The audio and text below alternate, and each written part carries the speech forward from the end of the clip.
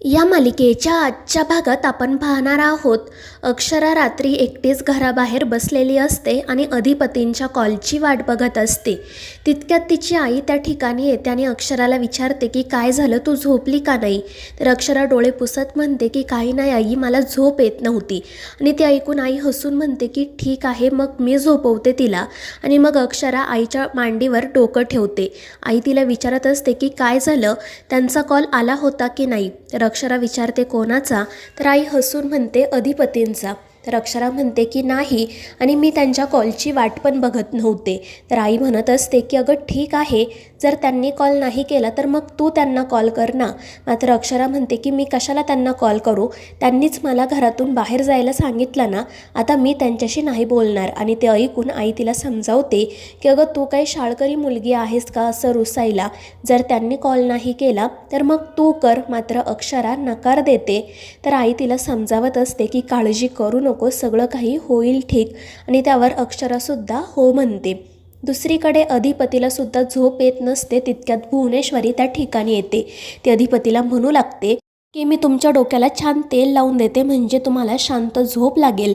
पण तो नकार देतो. मात्र भुवनेश्वरी म्हणत असते की अधिपती, जेव्हा तुम्ही लहान होता तेव्हा हट्टाने माझ्याकडून डोक्याला तेल लावून घ्यायचात, आणि एकदा का तुमची चंपी केली की मग तुम्हाला छान झोपसुद्धा लागायची. आतासुद्धा तसंच होईल. मात्र अधिपती म्हणत असतो की नाही आईसाहेब, आता तसं नाही होणार. तर भुवनेश्वरी म्हणते की हो ना, कारण आता तुमच्या डोक्यात सुनबाई आहेत, त्यांचा विचार डोक्यात सुरू असताना तुम्हाला कशी शांत झोप लागेल. आणि मग ती पुढे अधिपतीला असं म्हणते की अधिपती, आम्हाला माहिती आहे की तुम्हाला सुनबाईंशिवाय अजिबात करमत नाही, आणि खरं तर आपल्या दोघांची परिस्थिती काही वेगळी नाही आहे. मात्र मला असं वाटतं की जी गोष्ट आपल्या हक्काची आहे ना, ती आपल्याकडे नक्की परत येते, आणि जी गोष्ट आपली नाही आहे ती कितीही प्रयत्न केले ना तरी आपल्याला मिळत नाही, हे कायम लक्षात ठेवा. आणि भुवनेश्वरीचं ते बोलणं ऐकून अधिपती काळजीत पडतो. त्यानंतर मग दुसऱ्या दिवशी सकाळी अक्षरा लवकर तयार होते आणि शाळेत जाण्याची तयारी करू लागते. आई तिला म्हणत असते की अगं आजच्या दिवस तू घरी राहा, तुझा मूडसुद्धा ठीक नाही आहे ना. पण अक्षरा ऐकत नाही. ती म्हणत असते की आई, माझ्या मूडला काही झालेलं नाही आहे, मी एकदम ठीक आहे, आणि मुलांच्या परीक्षा जवळ आल्या आहेत त्यामुळे मला शाळेत जावंच लागेल. तर आई म्हणते की ठीक आहे, मग मी पटकन आपल्यासाठी चहा बनवते. मात्र अक्षरा म्हणते की आई, तुझी मुलगी आता घरी आली आहे ना, मग मीच सगळं काम करेल, तू आराम कर. आणि मग ती चहा बनवायला जाते.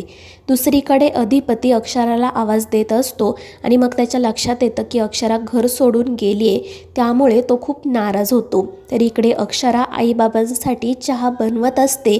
मात्र चहा बनवत असताना तिला तिने आणि अधिपतीने एकत्र घालवलेले क्षण आठवत असतात.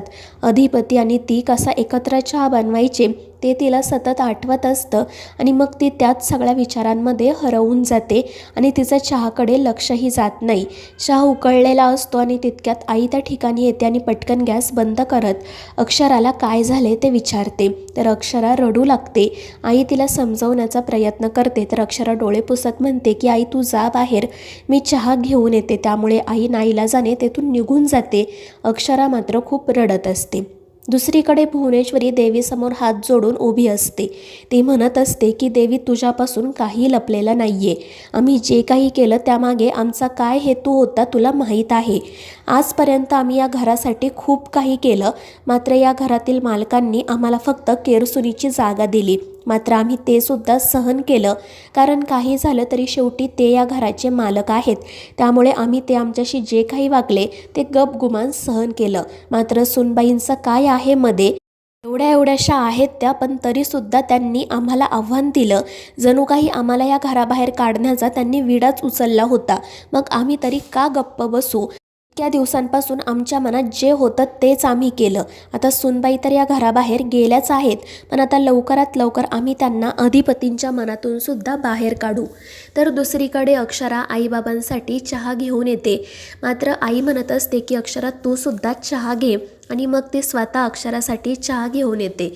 त्यानंतर आई बाबा अक्षराने बनवलेला चहा पितात, पण तो चहा खूप जास्त गोड असतो आणि ते याबद्दल अक्षराला सांगतात. तर अक्षरा पटकन तो चहा पिऊन बघते आणि म्हणते की खरंच खूप जास्त चहा गोड झाला आहे आणि हे सगळं ना अधिपतींमुळे झाले, कारण त्यांना असा गोड चहा पिण्याची खूप सवय आहे. त्यामुळे मी तिकडे ज्या पद्धतीने चहा करायचे ना त्याच पद्धतीने केला. आणि ते ऐकून आईबाबांना हसू येतं.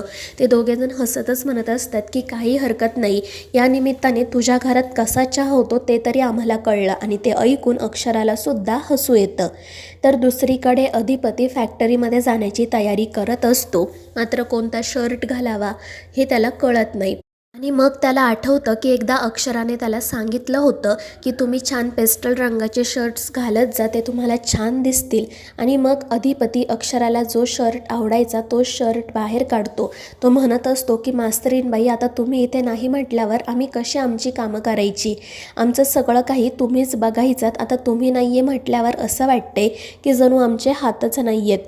आणि त्यानंतर त्याला फॅक्टरीमधून कॉल येतो, एक महत्त्वाची मीटिंग असते, त्यामुळे तो लगेच फॅक्टरीत जाण्यासाठी निघतो. दुसरीकडे अक्षरा शाळेमध्ये जाते खरी, मात्र तिचं कशातही लक्ष लागत नाही. ती एके ठिकाणी बसलेली असते. तितक्यात दुसऱ्या एका शिक्षिका त्या ठिकाणी येतात आणि तिला काय झाले ते विचारतात. अक्षरा म्हणते की काही नाही. तर त्या विचारत असतात की अगं मग तुला दुसऱ्या तासाला जायचं नाही का, बेल झाली आहे. आणि ते ऐकून अक्षरा म्हणते की हो का, मला खरंच ऐकू आली नाही. आणि ती पटकन दुसऱ्या वर्गावर जाते. दुसरीकडे फॅक्टरीमध्ये मीटिंग सुरू असते, मात्र अधिपतीचं त्या मीटिंगमध्ये अजिबात लक्ष नसतं आणि ते बघून सगळ्यांनाच आश्चर्य वाटतं. त्यानंतर मग संध्याकाळी शाळा सुटल्यावर अक्षरा घरी जाण्यासाठी निघते, पण तितक्यात तिला आईचा कॉल येतो आणि आई तिला देवळात यायला सांगते. त्यामुळे मग अक्षरा देवळात जाते. दुसरीकडे अधिपती त्याच्या केबिनमध्ये बसलेला असतो. तितक्यात ओंकार त्या ठिकाणी येतो आणि त्याला काय झाले विचारतो, पण अधिपती काही बोलत नाही आणि तेथून निघून जातो. तर देवळामध्ये अक्षराची आणि आईची भेट होते. अक्षरा आईला विचारत असते की आज अचानक तुला देवळात यावंसं का वाटलं. तर आई म्हणत असते की अगं तुझं आणि अधिपतींचं सगळं चांगलं व्हावं असंच मला आणि बाबांना वाटत आहे. घरात बसून आमच्या मनात वेगवेगळे विचार येत होते, त्यामुळे असं वाटलं की एकदा देवीसमोर डोकं टेकवावं, म्हणजे सगळं काही ठीक होईल. आणि त्यावर अक्षरा म्हणते की आई तू प्लीज काळजी करू नको, सगळं काही नक्की ठीक होईल, मी अधिपतींना समजावून सांगेल. तर आई म्हणत असते की अगं तू याआधीसुद्धा प्रयत्न केला ना, ते ऐकून घ्यायला तयारच नाही आहेत म्हटल्यावर तू काय करणार. तर अक्षरा म्हणत असते की आई तू विसरलीस का, आपण दोघीजणी हाडाच्या शिक्षिका आहोत. जर आपल्या एखाद्या मुलाला एखादं गणित समजत नसेल तर आपण ते त्याला पुन्हा पुन्हा समजावून सांगतोच ना. त्या प्रकारे मी सुद्धा आता अधिपतींना पुन्हा माझं म्हणणं समजावून सांगण्याचा प्रयत्न करणार आहे. आता एक बायको म्हणून नाही तर एक शिक्षिका म्हणूनच मी त्यांच्याशी बोलणार आहे. आणि अक्षराच्या चेहऱ्यावरचं ते हसू बघून आईला सुद्धा छान वाटतं. दुसरीकडे शिवानी आणि ओंकार अधिपतीसोबत बोलायला जातात. ते दोघेजण म्हणत असतात की अक्षरामधील आणि तुझ्यामधील दुरावा मिटवण्याचा आम्ही विडाच हाती घेतला आहे. तर अधिपती म्हणत असतो की या सगळ्याची काय गरज आहे. तर शिवानी म्हणते की भाऊजी असं कसं, अक्षरा वहिनी घर सोडून गेल्या आहेत, त्यामुळे तुम्हाला त्यांच्याशी बोलायलाच हवं. तुम्ही त्यांना कॉल केला होता का, पण अधिपती नाही म्हणतो. त्यामुळे शिवानी आणि ओंकार त्याला सांगतात की तुम्ही एकदा वहिनींसोबत बोला, एका फोनमुळे तुमच्यातील अनेक गैरसमज दूर होऊ शकतात. तर मित्रांनो, या मालिकेच्या पुढील भागांच्या अपडेट्स साठी आपल्या चॅनेलला सबस्क्राईब करा.